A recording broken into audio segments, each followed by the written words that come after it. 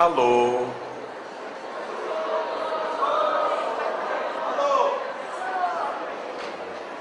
Alô? Tudo bem? Com o tempo a gente aprende.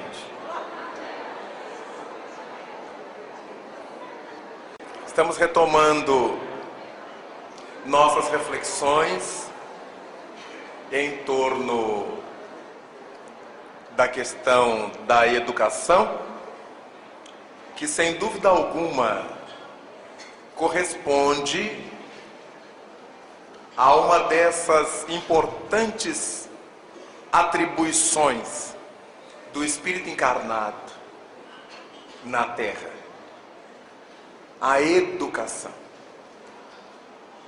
Extrair para analisar e devolver em forma de correção, de ratificação, de confirmação ou de ampliação ao educando aquilo de que ele necessita. Allan Kardec pergunta aos imortais: qual o meio de destruir-se o egoísmo? Antes ele queria saber se, uma vez que o egoísmo estava assentado sobre o interesse pessoal, se seria possível um dia virmos a desfazê-lo. E os espíritos disseram que desde que nós transformássemos as instituições, e a partir do momento em que a criatura se desse conta da proeminência do espírito sobre a matéria, isso seria viável. E agora ele pergunta na questão 917, qual o meio de destruir-se o egoísmo? Vamos ver a resposta dos imortais. De todas as imperfeições humanas, o egoísmo é a mais difícil de desenraizar-se, porque deriva da influência da matéria, influência de que o homem, ainda muito próximo de sua origem, não pôde libertar-se, e para cujo entretenimento tudo concorre: suas leis, sua organização social, sua educação. O egoísmo se enfraquecerá à proporção que a vida moral for predominando sobre a vida material, e sobretudo com a compreensão de que o Espiritismo vos faculta do vosso estado futuro, e não desfigurado por ficções alegóricas. É importante essa resposta. Nela nós achamos elementos de muita utilidade e que chegam a nós muito a propósito. Se nós prestarmos atenção, elementos dessa resposta apareceram na resposta anterior, conforme nós vimos. Quando Allan Kardec agora quer saber qual o meio de destruir-se o egoísmo, os espíritos começam a fazer uma análise da questão, dizendo que de todas as imperfeições humanas, o egoísmo é a mais difícil de desenraizar-se, porque ela se deriva, ela está presa à influência da matéria. Vejamos que na resposta anterior, os espíritos diziam que quando o lado espiritual sobrepujar o lado material, isso será possível. Então nós verificamos que essa questão do egoísmo ligada à matéria é aquele sentido nefasto da matéria que nos domina, que toma conta de nós. E matéria aqui não é apenas de coisas, de objetos, matéria desses sentimentos todos que nos ligam a esse imediatismo planetário. Quando nós temos o egoísmo, que o Livro dos Espíritos nos aponta como sendo a geratriz de todos os vícios, percebemos por que é que ele é tão enraizado. Por quê? Porque desde a origem do ser, nós encontramos ali o Espírito de Verdade dizendo: influência de que o homem, ainda muito próximo de sua origem, não pôde libertar-se, e para cujo entretenimento tudo concorre. Porque desde a origem mais remota do ser humano, o indivíduo simples e ignorante, tudo nos levava a esse sentimento de posse porque tínhamos que nos defender das condições inóspitas para nós, de um mundo que era para nós uma coisa gigantesca e dantesca, porque nós não conseguíamos conjurar, não conseguimos impedir as grandes avalanches, as grandes chuvas, as grandes tempestades, tudo que hoje nós temos sobre a Terra, em termos de fenômenos climáticos, de fenômenos sísmicos. No começo da nossa estada na Terra, quando nós começamos a realizar nossa evolução na Terra, isso tudo era muito mais gritante. As tempestades eram mais fortes, os maremotos eram mais fortes, os tremores eram mais fortes. Na medida em que o planeta se foi acomodando, tudo isso que hoje a gente vê, as tsunamis, e isso era muito mais agigantado quando a Terra não estava acomodada como está hoje. Ela já está bastante acomodada. Então, todas as nossas providências eram no sentido de a gente se proteger, de ganhar para nós, da gente se alimentar, da gente se guardar. Então, isso que no começo era uma necessidade de eu me importar comigo como instinto de conservação, a partir do momento que nossa razão se desenvolve e nossos sentimentos também, vai se tornando um defeito. Como a criança que cresce falando tati-bitati. Quando é criancinha é bonito. Depois que vai crescendo, a mãe vai dizer, fala direito, menino. Você já sabe falar. São aqueles vícios da infância que a gente leva para a idade adulta. Em termos morais, passa-se algo similar. Coisas que na nossa infância terrestre tinham sentido, eram importantes, mas que na medida em que nós vamos desenvolvendo, vai deixando de ser. Todos os pais dizem isso aos seus filhos. Você já não é criança, já não tem que estar fazendo isso. Então nós já não somos primitivos. Embora, diz o Espírito de Verdade, ainda estejamos muito próximo desse primitivismo. Ainda estejamos muito próximo de nossa origem.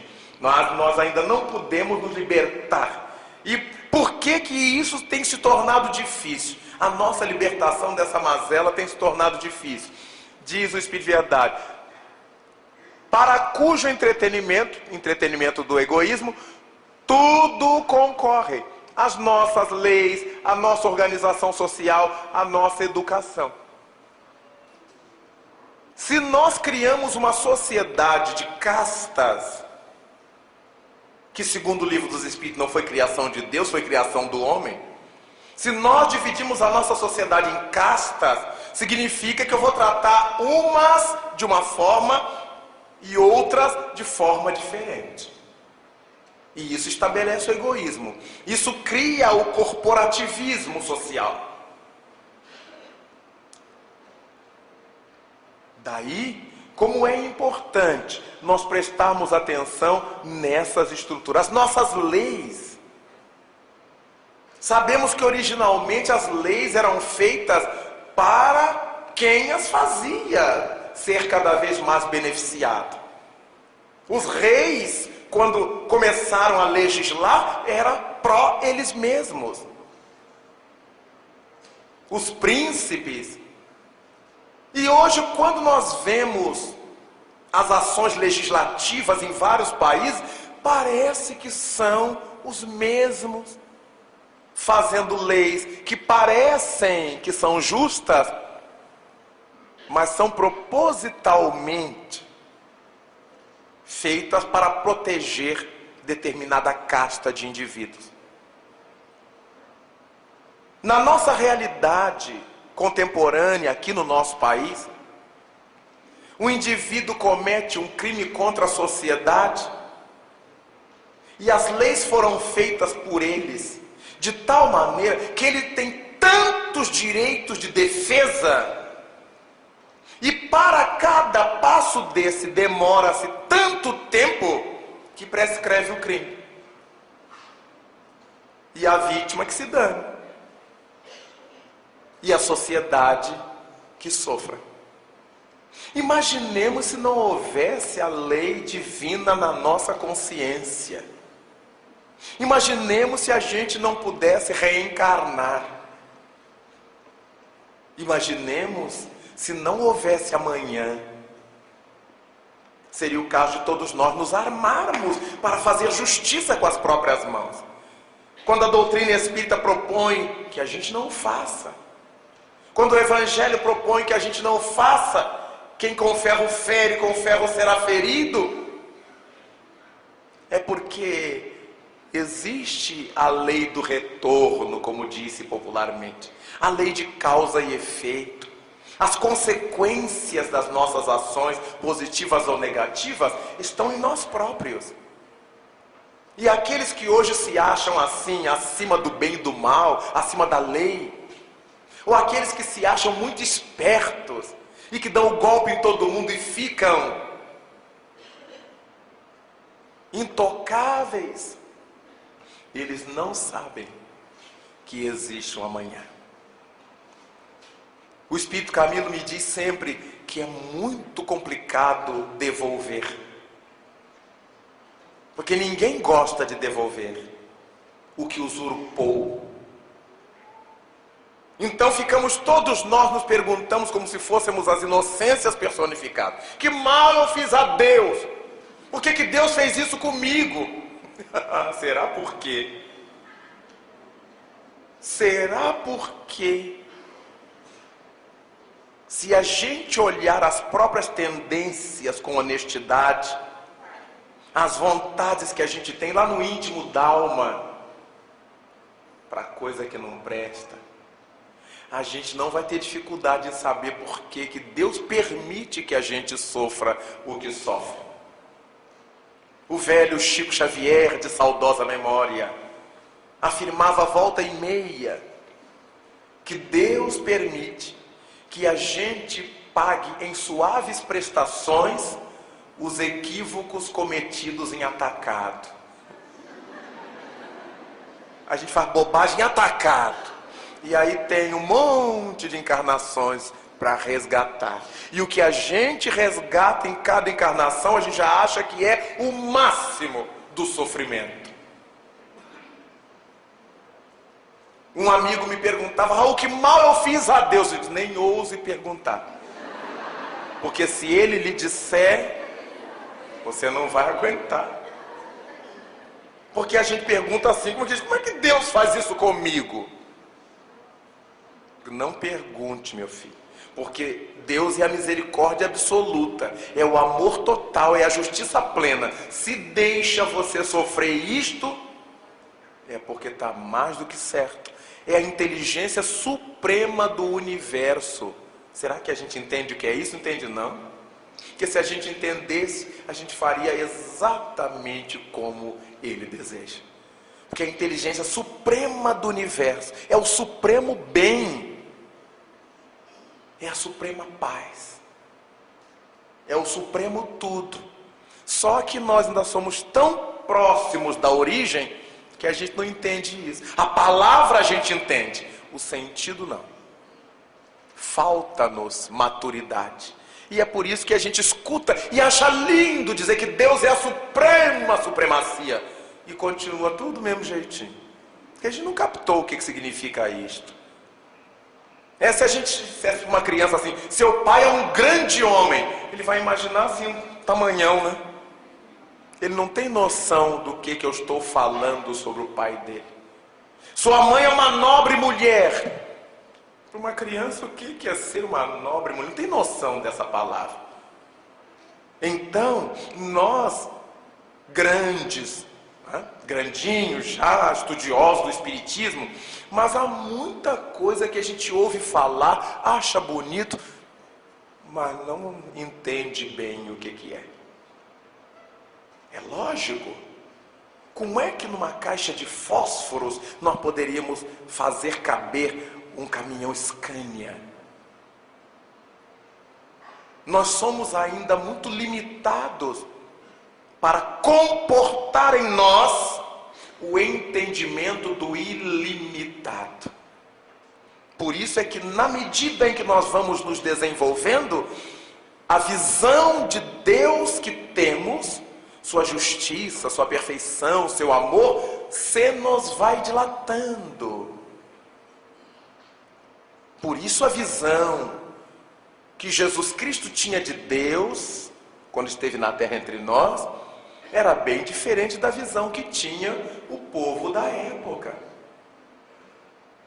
que ainda acreditava que Deus se vingava, que Deus mandava matar, que Deus tinha privilégios para uns, que Deus odiava aquele, amava esse, mandava destruir aquele.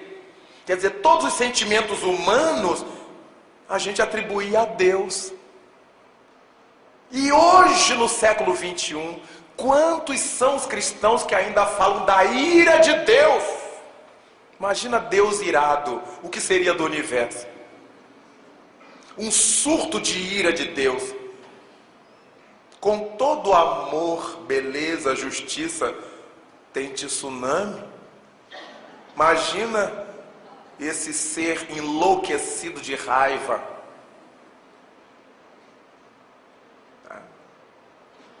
Então, claro que todas essas coisas são invencionices da imperfeição humana. Como a gente não consegue conceber Deus, a gente inventa o que a gente acha que Ele é. Daí Allan Kardec ter nos ensinado na codificação, na impossibilidade de sabermos o que Deus é, pelo menos nós temos que admitir o que Ele não pode deixar de ser. Supremamente bom, supremamente justo, supremamente isso, supremamente aquilo. Não pode deixar de ser. Agora, o que Ele é mesmo, não sei. E não há como saber. Não é feio não saber. É que nós estamos crescendo. E vamos entendendo na medida em que crescemos. Espiritualmente, intelectualmente.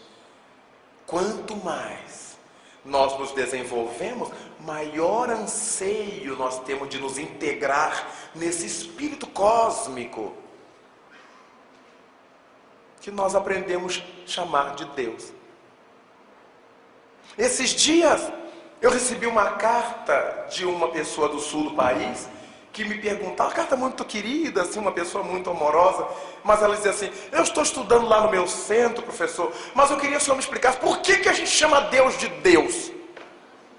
Eu digo: o que a gente quer. Chama de paizinho, chama de sol, chama de paixão. Paixão nossa que está no céu. Dá no mesmo, porque Deus vai sentir, é o que sai da gente, não é a palavra que a gente diz, que a gente chama de Deus aqui em português. Um orador espírita muito famoso em dada região do Brasil, mas que não estuda doutrina, ele foi fazer um seminário, eu vi na gravação, e ele escreveu lá no quadro, bonito, que nós estamos em Deus por uma razão muito simples. E ele escreveu a palavra Deus, bem grande, e riscou o eu. Deus tem eu no meio, né? É o. Então ele justificava que nós estamos em Deus porque tem eu no meio da palavra Deus. Eu digo em inglês, então os ingleses não estão.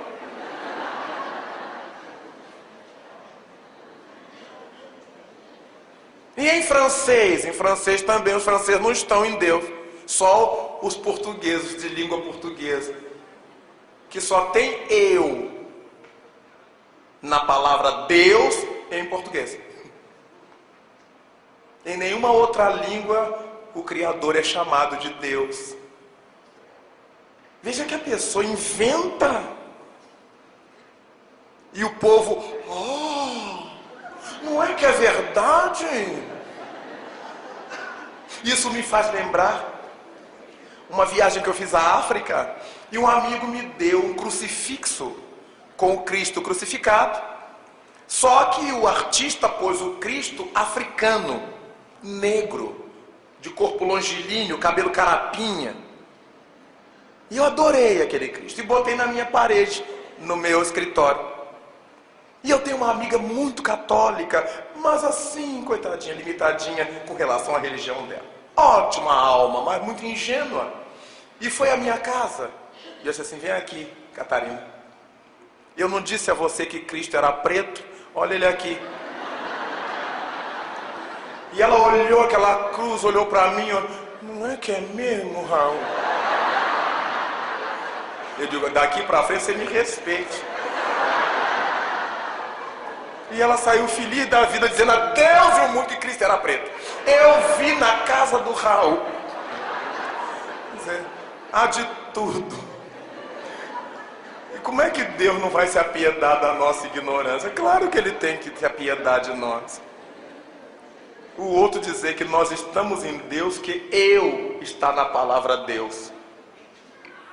Se a moda pega, meus irmãos. Bom, aí então, nós vamos verificando que as nossas leis, repetindo, a nossa organização social com as classes, com esse sistema todo de injustiça, a nossa educação, tudo concorre para entretecer ou para entreter o egoísmo. Aí diz o Espírito de Verdade, o egoísmo se enfraquecerá à proporção que a vida moral for predominando sobre a vida material. Olha que coisa interessante. E sobretudo com a compreensão que o Espiritismo vos faculta do vosso estado futuro. O que está escrito aqui, gente? É real mesmo? Mas está tão diferente. Do vosso estado futuro real e não desfigurado por ficções alegóricas. Ora, significa que quando nós temos um conhecimento de nossa vida futura, sem que isso esteja marcado por alegorias, por mitologias, nós vamos nos dando conta do nosso destino à frente. E quando eu sei, quando eu reflito, quando eu raciocino e passo a saber que eu vou ter que voltar à terra para dar conta do que eu haja deixado de fazer, a minha bola vai baixando. A minha vontade de dominar os outros vai baixando. Eu vou ter que voltar para acertar. Aquela história de guardar raiva, eu vou levar para o túmulo. Eu vou levar para o túmulo e vou ter que voltar à carne para acertar. Vejamos como o conhecimento da vida futura vai mudando nossa concepção. Para que é que eu vou deixar para sofrer amanhã o que eu posso resolver agora? Quantas vezes nós estamos insatisfeitos, aborrecidos, tristes com o nosso sofrimento de agora? Mas se eu aprendo no Espiritismo que o meu sofrimento de agora se deve às minhas contrafações do ontem, aos equívocos cometidos ontem, é claro que o que eu cometa hoje, eu terei que acertar amanhã, mas eu não quero sofrer mais. Então eu vou modificando meu modus vivendi de hoje, meu modus operandi de agora, minha maneira de ser atual, porque eu não quero sofrer mais. Essa consciência da vida moral que a gente vai tendo, de que as leis de Deus se acham introjetadas em nós, fazem parte de nossa consciência individual, e que elas sempre me chamarão a atenção quando eu errar, e chamam-nos, e a gente vai abafando a consciência, e vai abafando a consciência, e vai ficando neurótico, e vai adotando comportamentos esquizoides, porque eu vou sufocando a verdade que grita em mim, para eu viver a mentira agradável, a mentira social. A gente podia ser tão mais autêntico. Seja o seu falar sim, sim, não, não, propôs Jesus. Mas a gente aprendeu a fingir, imaginando ser agradável, mas aí vai se sobrecarregando de tormentos. Seja o vosso falar sim, sim, não, não.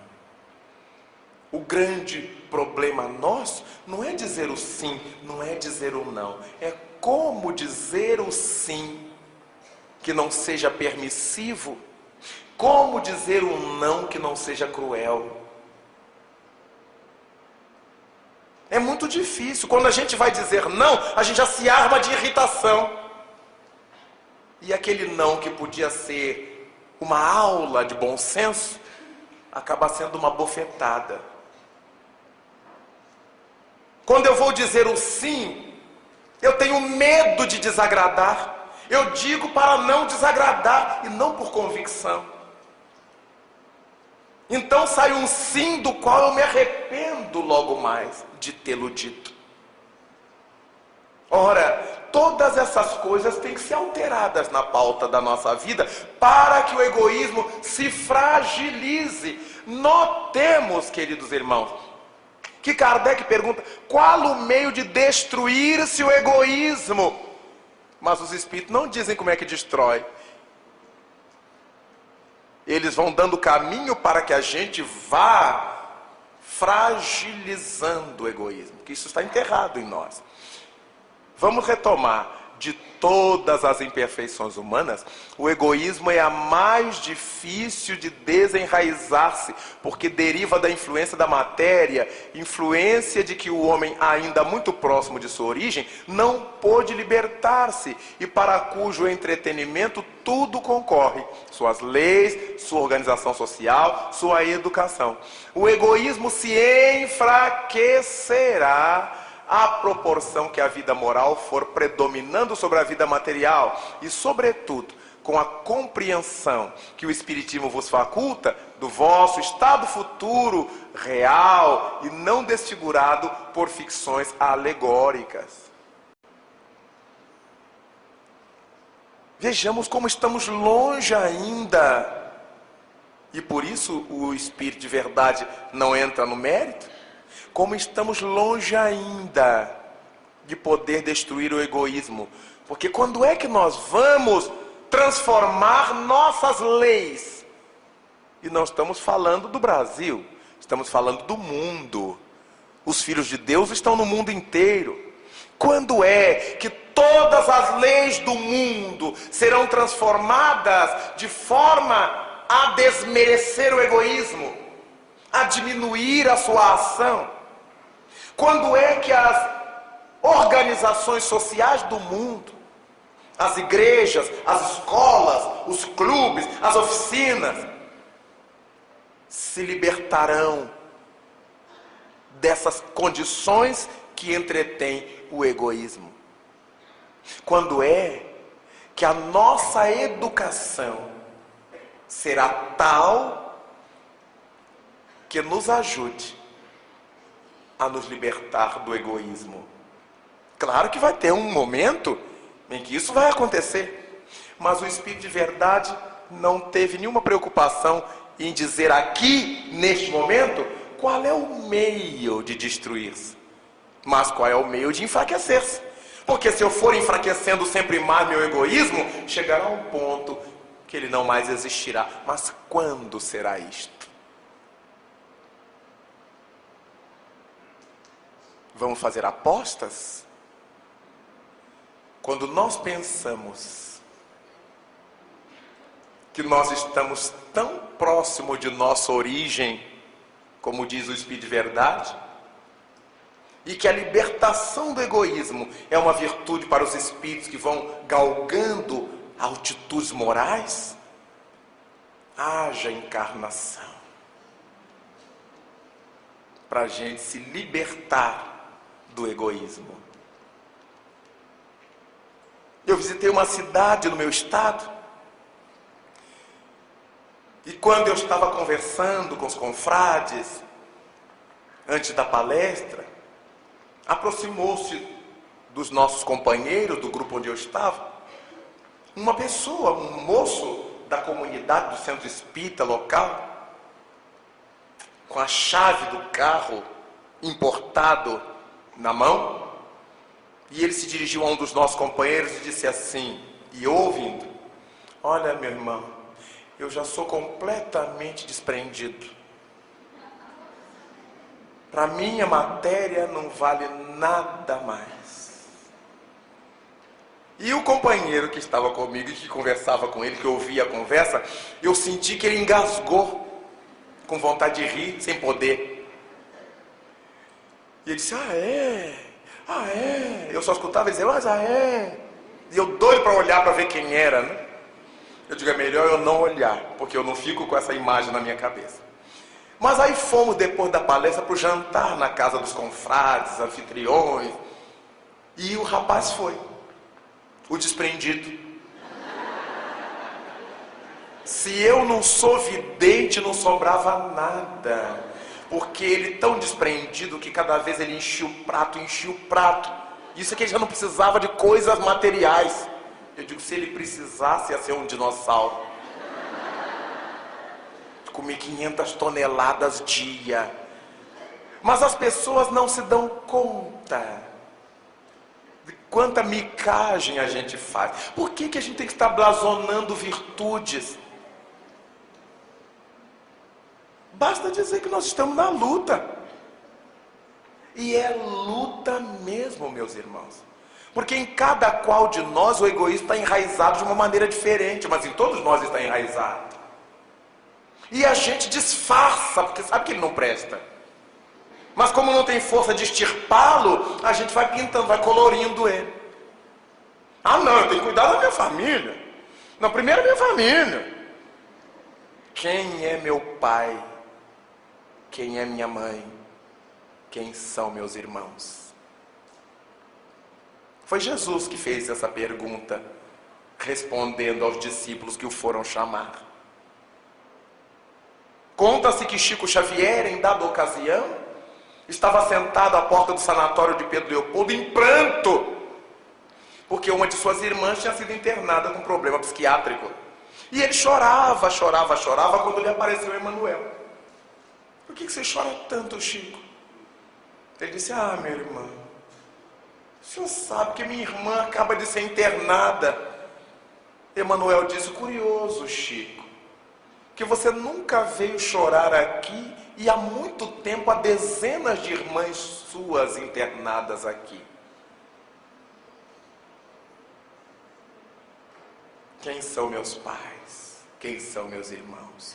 Olha o conhecimento da doutrina, a que reflexões nos vai levando. Não significa que eu não possa chorar quando haja um problema com o meu consanguíneo, mas eu não posso perder de vista de que aquele é meu consanguíneo hoje. E o Evangelho segundo o Espiritismo nos diz que muitas vezes no homem da rua, no homem da estrada, no pedinte, nós temos afetos do nosso passado. Porque a gente não recorda, não significa que não haja na sociedade almas que nos foram ligadas diretamente num passado próximo ou remoto.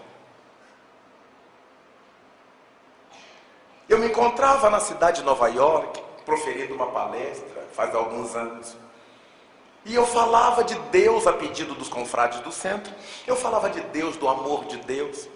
E percebi no pequeno auditório que um cidadão que enxugava os olhos periodicamente, cada vez que eu falava em Deus, no amor de Deus, ele sacudia a cabeça como se fosse uma negativa. E me chamou a atenção aquela criatura. Terminei de fazer a palestra e o dirigente do grupo disse assim, Raul, você abriria para o pessoal fazer algumas perguntas? Eu digo, à vontade. O que eu souber responder, responderei.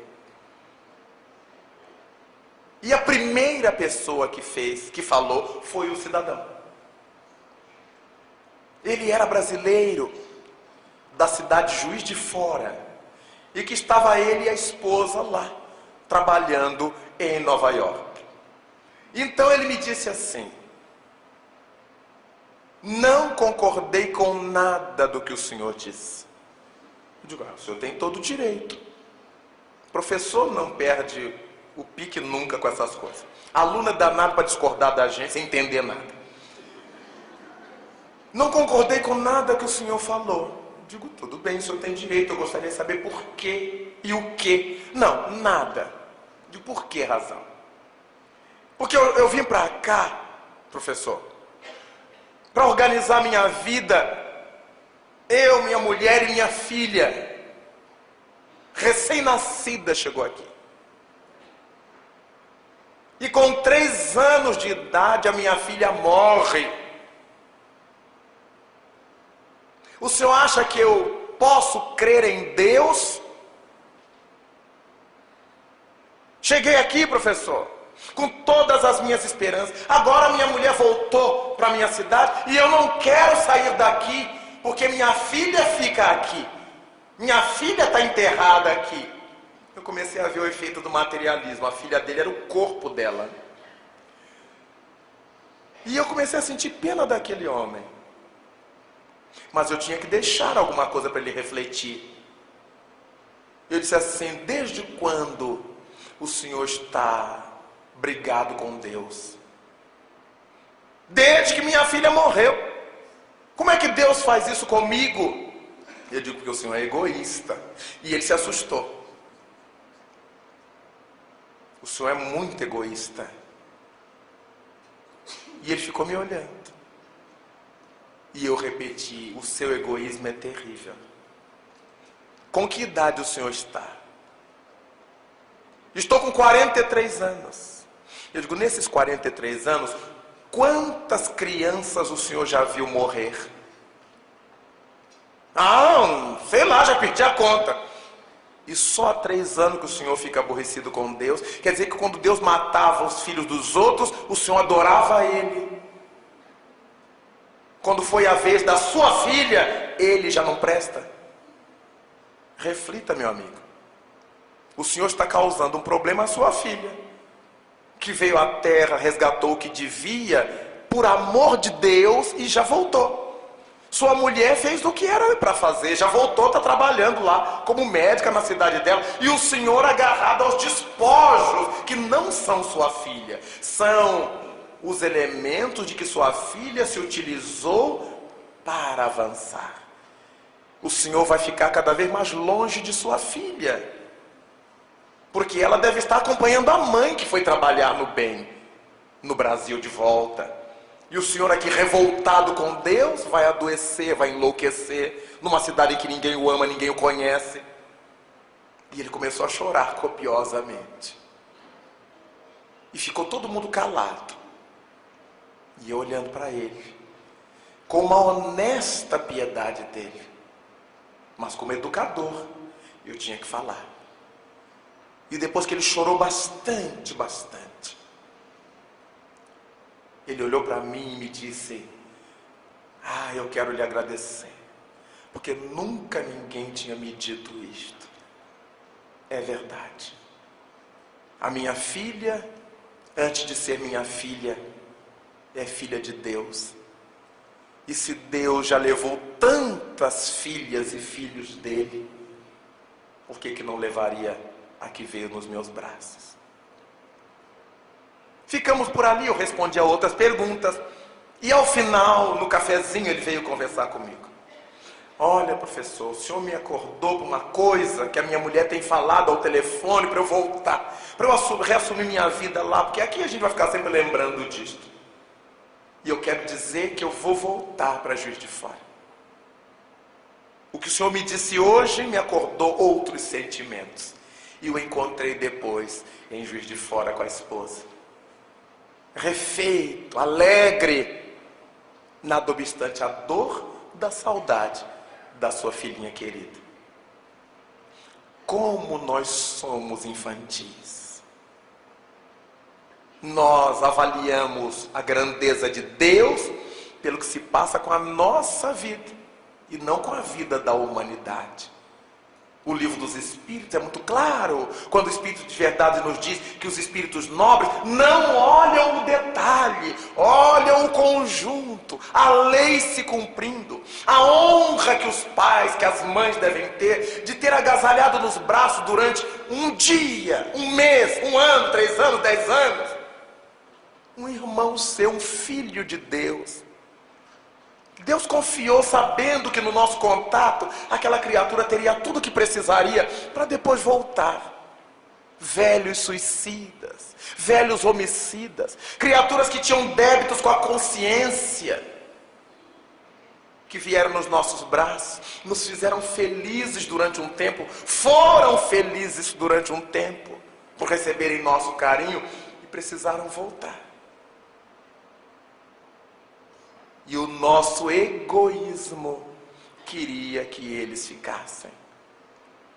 Às vezes, nascem-nos crianças com deficiências graves que as impedirá de ter uma vida normal. Crianças com lesões terríveis, mas o egoísmo dos pais. Eu queria que ele ficasse, eu ia tratar dele, mas é ele que está sofrendo. Eu iria tratar dele que está sofrendo, mas é ele que está sofrendo. Eu não tenho o direito de impor a uma pessoa que eu digo amar um sofrimento só para eu ficar feliz que eu estou tratando do doentinho. Vejamos como nós ainda somos liliputianos, pequeninos, limitados no nosso sentimento. Para que a gente seja feliz, alguém tem que estar sofrendo. Não, eu vou cuidar dele assim mesmo, eu quero ele assim mesmo. Perguntemos ao Espírito se ele gostaria de ficar assim mesmo. Até nesses momentos o nosso egoísmo é gritante. Vemos às vezes pessoas idosas com câncer gravíssimos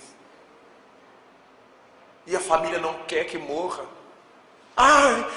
Já pedi a Deus para ficar mais um pouco. Mas ele está sofrendo, já viveu até não poder mais, já está devendo a São Pedro. Como é que a gente vai viver sem ele?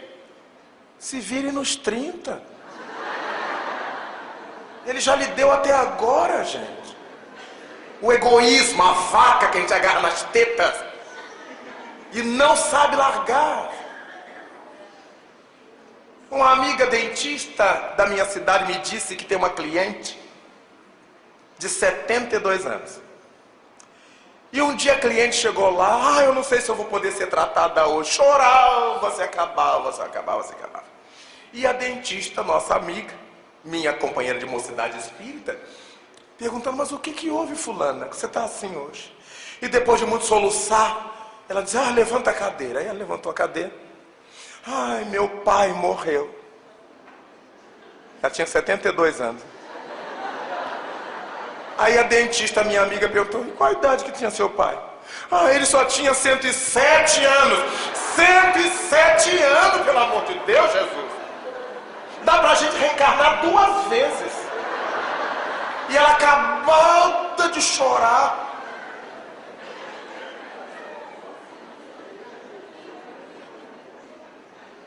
Sentimento é sentimento, mas bom senso e água fluidificada não fazem mal a ninguém. Uma pessoa com 107 anos já é provação. É uma expiação, é uma provação. 107 anos. E ela se acabava, eu não sei nem se eu vou poder ser atendido. Era hora da gente estar dando graças a Deus. Já atravessou mais que um século. Já sofreu o que tinha que sofrer, já viu que não precisava mais. Nosso egoísmo pintado de amor. Isso não é amor, isso é apego. Quando a gente ama, a gente se dá conta de que por mais que ame, nunca amará mais que Deus. Mas eu amava tanto ele, Deus odiava? O Criador odiava? Nós temos essa mania. A gente é que ama, Deus não. Digo, se o universo é dele, se nós somos dele, ele nos põe e nos tira aqui e ali a hora que ele quiser. Mas é meu filho, conversa. Só biologicamente. Aí um outro companheiro me disse, eu não posso, eu acho que eu não vou resistir com a morte da minha mulher. Eu não vou resistir. A mulher teve um câncer terrível, numa zona terrível, sofreu. Um câncer ginecológico. Acompanhamos aquilo, cada dia uma dor maior. E ela ali firme, uma dignidade, uma moral inquebrantável. E sofria, a gente via que ela estava verde de dor. E ela firme, suava de dor. E ele queria que ela ficasse. Um dia, ela melhorou de súbito. E pediu um caldo que ela queria tomar. E a gente que lida com espíritos já sabe que quando o doente grave fica ótimo, é para ver se a família deixa ele em paz e ele pique a mula. Aí ele disse: hoje eu vou jantar melhor, hoje eu vou dormir melhor. E eu digo: vai. E foi para casa, se barbeou e jantou, e o telefone tocou. Ela tinha desencarnado. Desencarnou em paz, desencarnou bem, porque ele atormentava e não deixava ela ir. Aí passaram-se uns dias, eu recebi no centro espírita, e ele naquele sofrimento se dizia espírita. Raul, acho que eu não vou aguentar. Me passa pela cabeça que eu vou acabar com a vida para encontrar com fulano. Eu falei: você acredita que vai encontrar com fulana? Deus vai lhe dar como prêmio por seu suicídio essa felicidade? E será que o fulano não tem direito de ficar livre de você um pouco? Férias conjugal, meu filho, deixa a mulher lá sossegar. Deixa ela se acostumar um pouco sem você. Normalmente são maridos muito dependentes, né? E a mulher se foi, não é porque ela se foi, é que ele agora perdeu a empregada de graça que ele tinha. Muita gente age assim. E aí ele ficou me olhando: Raul, você acha mesmo? Eu digo: acho não, tenho certeza. Dá uma folga a ela. Tem um mês que ela desencarnou. Dá uns anos para ela se ver livre. E outra, na hora que você chegar no além, meu querido, você vai achar uma fila de ex-mulheres suas. Você não vai nem lembrar que estava com saudade da última. Vai achar uma que foi odalisca, outra que foi cigana, outra que foi não sei de quê. E do outro lado uma fila de ex-maridos seus. Para com isso, Raul. Uai, os espíritos que nascem homens são os mesmos que nascem mulheres. Se a gente tem muitas ex-esposas no mundo espiritual, tem muitos ex-maridos no mundo espiritual. Imagina você diante de um homem zarrão no além fazendo bilu-bilu em você. Ele diz: Raul, pare com isso. Eu digo: não, eu estou parado. É o espiritismo. O sujeito que nasce homem hoje, nasce mulher amanhã. Quando ele nasce homem, tem mulher aqui. Aí ele acha a mulher no além. Mas se ele nasce mulher e tem marido, aí acha o marido no além. E não tem jeito. Eu fico olhando os machões, os tião assim, né? Tem uns que chegam a andar, quebra assim para dizer que é macho. Quero ver ele chegar no além e ser recebido por todos os ex-maridos. Não tem jeito, é verdade. Vejamos que com esse conhecimento do espiritismo, quanto preconceito a gente jogaria por terra. E perguntaríamos: quem é que é macho? Quem é que é tão fêmea assim? Qual é a mulher que não foi homem em alguma encarnação? Qual é o homem que não foi mulher em algumas encarnações? Então esse negócio: eu sou macho, machucado. Porque daqui a pouco vai chegar no além e descobrir-se. E a outra que é feminista: eu naturo homem. É o homem reencarnado como mulher, reagindo, propondo mudanças nos equívocos que ontem ele cometeu contra as mulheres. São eles mesmos que reencarnam como mulheres para propor mudança nas leis arbitrárias. É a lei da vida.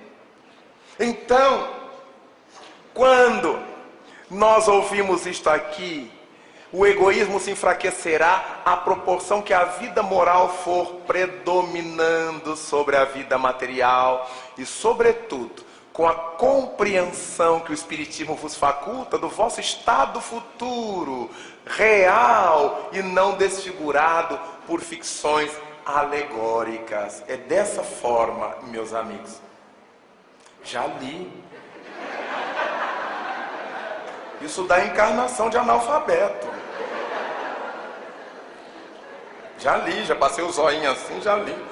Deus me deu o zóio amarelo para enxergar com neblina. É dessa forma que nós observamos como é bom ser espírita, que a gente vai jogando todas essas tolices no chão.